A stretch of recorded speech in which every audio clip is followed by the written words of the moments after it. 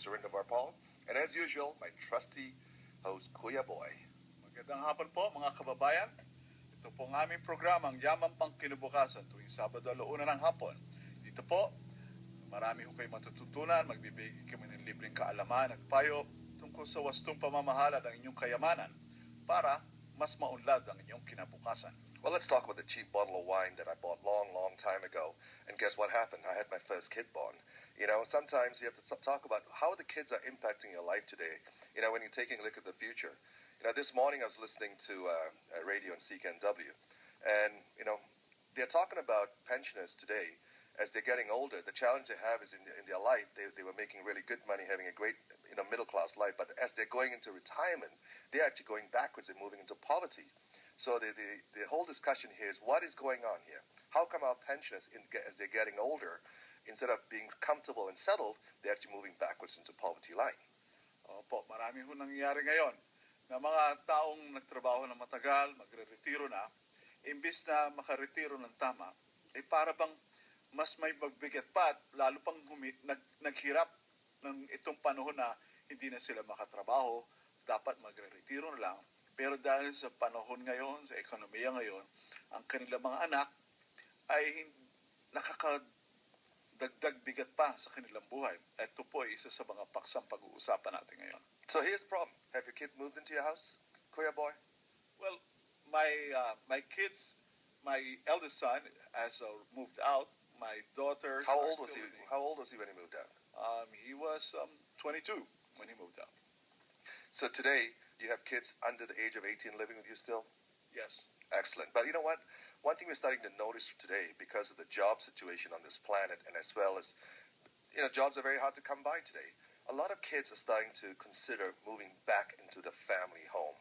You know, so as they're turning 20, 21 years old, 25 years old, they're getting married, they realize they do not have money to buy a house. So the best option is this: let's move back home, and mom and dad will look after us. Well, Surinder, I see a lot of that, especially in the Philippine community. That's culturally acceptable, as they say. That might be the case. However, think about this. Why are people not able to afford houses today? Because the houses here in Vancouver are so expensive. Well, not in Vancouver, Mexico, Canada, the USA, prices are always up there.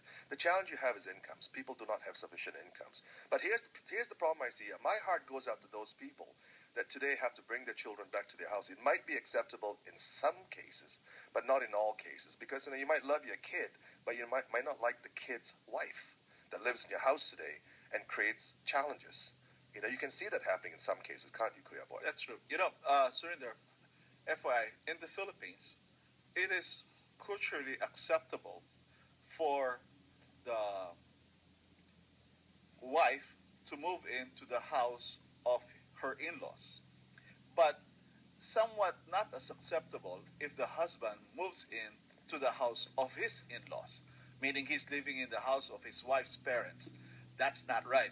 But in the Philippines, culturally, if the wife moves into the house of the husband and the husband has got a separate basement or what have you fixture in the parents' house, somehow it's acceptable. Again, that's back in the Philippines, not here in Canada, of course. But how about the Filipino gentleman that is born in Canada? That's different. Well, let's talk about those He's guys. whitewashed already. It's not so much that, but think about it. You know, my heart goes out to a lot of people out there today that are sitting on all these huge values in their real estate. You know, just a couple of days ago, I was talking to one of my clients, and, you know, lovely lady, has a beautiful house, has a great family, you know, but at the end of the day, she's at the point of her life where she's in the 60s and 70s right now, and they're looking into retirement. But the challenge is she's caught up with a mortgage payment. You know, a mortgage payment which she has another 19 years to go. That means by the time she's 90 years old, that's the time she finishes paying her mortgage. She finishes paying her mortgage. And guess what? Who's going to inherit the house? Her children. Well, here we go. Now, what happened if the child today is married, lives with a mother, and, you know, has his wife down there, has a kid down there, and the mother's intention or the parent's intention is to take that house, the only thing that's tax-free, and give it to the two children equally. However, there's only one kid living in the house and the other kid's living outside. Can you see a challenge here? Yeah, problema yan. Siyempre, kailangan hatiin ng magulang. Ang nais niya is yung bahay, mapaghati, ibenta at ihati ang pinagbentahan sa anak yan, dalawa. Ang problema ngayon, yung kanyang anak na lalaki, kasama yung pamilya niya, ay nakatira ngayon doon sa bahay niya. Paano ngayon, kung kailangan kung mamatay siya, paano magkakaroon ng tamang hatian na yung isang anak na hindi nakatira doon sa bahay ay matatanggap? Well, of course, the obvious solution would be for the son to give the other sibling, or the sister in this case, her rightful share of the property. Of course, but what is rightful share, that's where the problem starts. That's why in this country, one of the most critical things everybody must have is a will. Okay, if you have a principal right, let's say you only have one house and you have nothing else in your asset base, then a will might not be a necessary thing, because simply when you pass on, that property can be passed on to your children in a tax-free manner. You will not have a problem. The challenge is when you have 2 or 3 children, how are you going to divide the asset? Let's say you have your son living with you today, and he's now paying a portion of the rent towards the house or mortgage down there. And let's say over the next 20 years, he's paying and helping you to pay the mortgage. Now, when someone passes on, and there are 3 kids, who is entitled to what? How are you going to divide the assets? Because one child had paid for the assets. That is true. Mas malaking problema yan. So kaya, napaka-importante ho na magkaroon. Yan ho ang sinasabi namin sa aming programa ng ilang linggo na po, na kailangan mag-iwan kayo ng testamento. Kung kayo'y maraming anak na paghahatian, kailangan po maliwanag na naiplano nyo na to para hindi ho magka-problema. Kasi kung sa Pilipinas, pwede ma-areglo yan. Pero pagdating dito sa Canada, medyo pumapasok na ang batas. At kung isa sa mga anak o yung asawa ng isa sa mga anak nyo ay sabihin, teka muna, hindi tama yan, hindi naargabyado ko yan, at contestin mo yung will na yan, magkakagulo yan, papasok ng mga abogado dyan, at malaki pa mawawala sa halaga ng inyong gustong iwanan sa kanila. So that is why, Kuya Boy, you need a will. When you have situations like that, once your family involved in your house, living with you, and let's say you guys have both 2 titles on the house, husband and maybe a son or wife and a daughter because the husband's not there. When these kind of circumstances are created within your state, you need a will. You definitely need a will, because now you have to decide how that asset is going to be divided equally. Understand, if you don't have a will in these cases, not having a will could be a big problem in one case, because why? If you died intestate, that means without a will, then the courts are going to decide how your estate will be divided, and that'll be the biggest challenge you're going to have. Yes, because if the courts come in, the lawyers come in, and bottom line, the amount that you were hoping that your heirs would receive will be decreased because of the lawyer's fee and the probate fees and all the rest.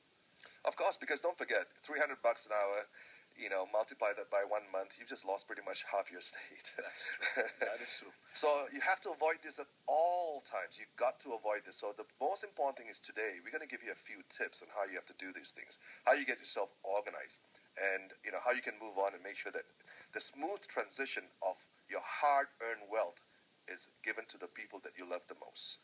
Tama yan. So, makinig po kayo. Itong programa namin, magbibigay kami ng kaalaman tungkol sa mga ganitong sitwasyon, anong pwedeng gawin, anong mapapayo para hindi ho kayo magka-problema pagdating ng panahon na tayo yumao na, at harinawa, hindi pag-awayan ng ating mga anak o pamilya ang ating napag-iwanan na kayamanan sa kanila. So the first thing you do is get an inventory list. Create an inventory list. There's jewelry in the home. Maybe there's an antique that you want to give it to somebody. Maybe there's some family jewelry that from your mother, like a wedding ring. All these things. The funny thing, when these things are not planned and organized, you'd be surprised what siblings will fight over. Even something as simple as a pair of glasses, they'll fight over. Yeah. So the important thing today is sit down there and be intelligent about it, because there are 2 things that are certain in this country. One is called death, and the other one's called taxes, right? So you have to deal with both these things, not pay taxes and avoid the death portion, because that's going to come. It's all a matter of time. So the first thing you do is you prepare an inventory list. So you sit down there and say, okay, I've got all this jewelry here. I've got this house here, which my daughter lives with me today with her husband, and she pays some of the mortgage. So and I've got 2 more sons that really should be entitled to a third of the estate. Now the question is, would she give it to her? These are things you have to sit down with your siblings and talk with them about and say, hey, look, when something happens to me, this is what I'd like to see.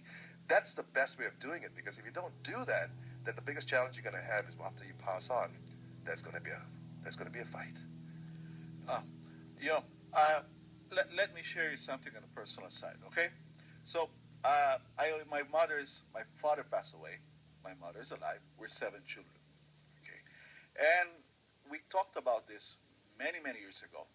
Bottom line is, we basically told our mother, "Ma, whatever it is that you have, for all we care, you can give it all to charity. We are not going to ask for a single penny or centavo from you anymore." And I'm very happy that all our siblings, all seven of us, basically were on board with that. Okay.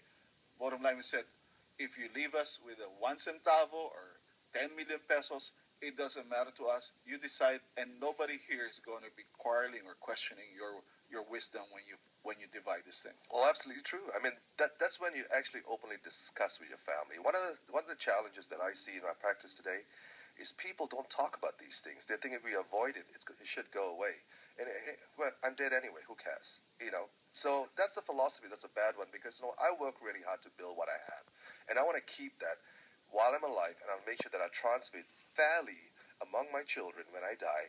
But I don't want them to fight because in this country, when you write a will, which is so important, you got to have a will, and the second thing, you have to appoint an executor. An executor is your extension from the grave, basically. His powers only come into play after you pass on. And the executor's job is to fulfill your wishes. That's the most important thing. Napaka-importante po na lahat tayo na mga nasa tamang edad ay magkaroon ng testamento o will and testament. At tandaan po nyo, ang meron pag kayo namatay, meron kayong dapat ilagay doon sa inyong will and testament na sinasabing executor. Itong executor na to ay pwedeng kamag-anak, pwedeng kaibigan. Ang trabaho niya ay, kumbaga, siya ang ipapatupad yung kagustuhan nyo sa paghahati, kung ano iiwanan nyo sa inyong pamilya. Okay?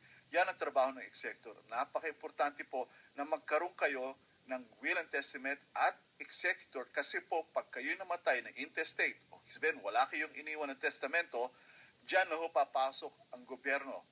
At for lack of a better word, dyan na ho papasok, makakaleche-leche at papasok na ho lahat ng problema riyan.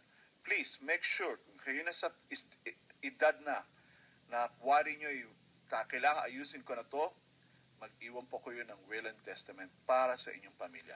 So therefore, the will is a very important document if you have money, have real estate. These are important things. Under 50,000, we are not really interested in the will. In fact, you don't have to worry about it. Anything above 50,000, your whole value of your estate, is very important because don't forget, when you have money, people want some of that when you die, especially your children. And you know what? What's unique is also the children also have wives that come from different families or husbands that come from different families. Obviously, those provoking questions will come in, like what happened to your mom's house? Yeah. What happened to your dad's cottage? What happened to your grandfather's ring? These kind of things are going to come up. So plan, make sure that it goes to the right people that you really love. So make your inventory list. There are two kinds of wills also. One's called a living will, and one's called the other will, the one that you die with. Now, the living will is a very interesting document that I've seen. People that have Alzheimer's or Parkinson's, they're still alive, but they cannot function anymore mentally because of sickness. Parkinson's, like Michael J. Fox, a good example. Yes. Okay. Parkinson's. Cute little guy, loved the guy, great actor. Sad day when we heard that this guy had Parkinson's. So he's still alive, but he's as slowly as time goes on, he's going to start losing some of those normal functions of his body. So somebody has to look after him. That is called a living will. So if you have history of sickness in your family, and maybe while you might have the sickness yourself today and not deteriorate that badly, you need to write a living will. And what the living will does, it tells the person that in case I get incapacitated because of my sickness, I would like you to do X, Y, Z. Look after me until I die, 3,000 a month, whatever your ideas are. That's what a living will does. So there are two kinds of wills you have to look at, Kuya Boy. One is the normal will, and the other one is the living will. Okay. So bukod sa last will and testament, sinasabi natin na normal na will, pero tinatawag po na living will. Kumbaga, ito po ay kailangan nyong ihanda kung alam nyo na kayo'y may sitwasyon na pwede magkasakit, na may Alzheimer's o Parkinson's, o di kaya pabilin na habang buhay kayo. Halimbawa, kayo ay nagkasakit na malubha at ayaw nyo mangyari nakita sa kamag-anak nyo na nagpa-chemotherapy ng sandamutak na beses pero nanghina lamang. Kung ayaw nyo ng ganon, pwede nyo ilagay doon sa living will nyo, sabihin nyo, kung ako'y magkaganito, ayaw kong pilitin ako magpa-chemotherapy. At kung ako'y halimbawa mamatay na, ayoko na ipa-revive ako ng matagal na mga makina, yan ang pwede niyong ilagay sa inyong living will. Ito'y pabilin na kailangan sundin habang buhay pa kayo, habang kaya pa ng mental na kapasidad niyo na desisyonan ito. So, start off with the inventory list, okay? List your inventories. The hardest challenge you're going to have when someone passes on, you have to try to start looking for those bank accounts. You have to start looking for those safety deposit box. So declare it. Tell your family, look, here's my inventory. This is my house. This is the jewelry. This is where my bank account is, and this is the account numbers. This is where my safety deposit box is. And, once you create that inventory list, this is where my life insurance policy is. In case something happens to me, here it is. The thing is, don't put those things in a safety deposit box, because what happens is when one dies, all that gets frozen. So you have to go find those bank accounts. So probate is one of the things that legitimizes your will. That's the process. But you need to tell your family this is where everything is, because that's the most important thing down here. The people need to know what you're talking about. So the inventory list is very important. Your original will, they will not take copies. You got to have an original will. Okay? Once you have the original will, where is it put? Did you hide it somewhere? Because most of us like to keep this very confidential information in a very confidential place that only you know. But if you pass on, then what happens? Kaya tama ho yan. Kung kayo ho'y gagawa ng isang last will and testament, siguraduhin po nyo na kung kayo may matay, alam ho ng mga tao kung saan ho nakalagay yon. Kasi kung wala ho makitang kopya ng last will and testament nyo, dahil tinago nyo, ayaw ipakita sa pamilya nyo na ganitong hati ang ginawa nyo, mas malaking problema pa ho yan. Baka mangyari yan ay ipasok ko sa probate at hindi masunod yung kagustuhan na nilagay nyo doon sa inyong will and testament. So make sure na kung kayo paggawa nyo ng will and testament, sabihin nyo na ito'y nilagay ko dito at buksan nyo lang ito. Kunin nyo dito, kunin nyo sa taong to na pinagbilinan ko pag ako'y namatay na. So give us a call, 778-554-1114, and we'll be back right after the break.